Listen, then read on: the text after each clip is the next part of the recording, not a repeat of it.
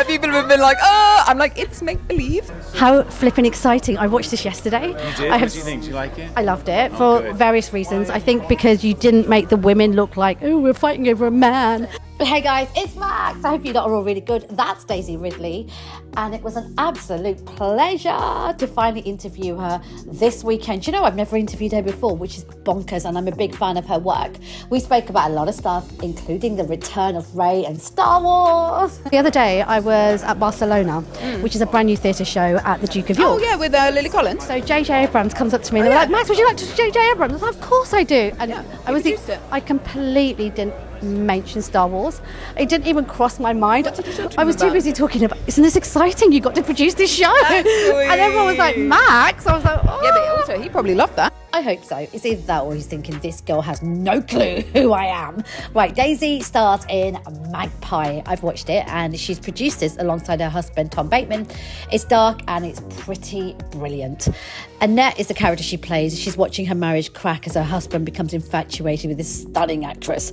This attraction pulls buried secrets to the surface. It sets off a tense unraveling of family bonds and trust. The film delves into jealousy, desire and deception, creating this gripping thriller about love's darkest side. It's been amazing. I think being in a creative partnership like this, where we are both very clearly aligned on the film we wanted to make. We're very aligned on taste anyway, but the whole way through we knew the film we wanted to make. And then with Sam coming on board, it's just been so clear what we wanted to say and how we wanted to say it.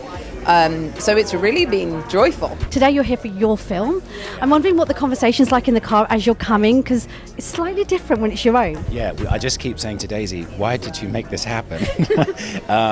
It's very, very different. I mean, it's the same in the excitement level. You know, you're getting dressed up, you get to talk to amazing people and share your work. There is an extra layer of the nerves because you think, my God, we're so involved in every single aspect of this. You know, I wrote this and then we helped cast it, produce it, choose the DOP, choose everyone. We were in the editing room, even choosing the poster, you know, we're involved in everything. So it just makes, I guess you're sort of, in a poker analogy, you're all in. I think it's so interesting. Did you enjoy playing Anette, or because she was so tense? Yeah, I mean, my shoulder was like halfway up towards my ears by the end of the shoot. The first half of the film, it was, you know, she's having a difficult time, and a lot of that is the audience questioning what is going on and why. And she is expressing herself in a way that seems odd, but so much of that is her trying to hold everything together. And then the second half of the film, when she is sort of refining her identity and refining her strength, that was very fun to play. Yeah. You've made some bold, brilliant choices over the last few years, and it's wonderful to see you like coming from a massive trilogy like Star Wars and then doing independent films, making them yourselves and being very mindful about your choices. Does that come with age and growth? Thanks. I think I'm probably more trusting of my own likes. So now, because I trust my it's not like I didn't before, but I'm more aware of what I like, and if I like it, I'm going to have a great time. And regardless of how the film turns out, because the films I've done have been so different over the last few years, I know I will have creatively a great time doing it. So it's probably self-trust. Yeah, probably. Did it cross your mind at all making this film, you and Tom? Oh my God, I hope they don't think this is us. Because obviously I think some people do think it's us. And people have been like, oh, I'm like, it's make-believe. Yes, no, we're good. This does not reflect us at all. So you not being on set, is that why you guys didn't actually kill each other? Yeah, the reason we worked so well together is because we weren't in the same room at the same time.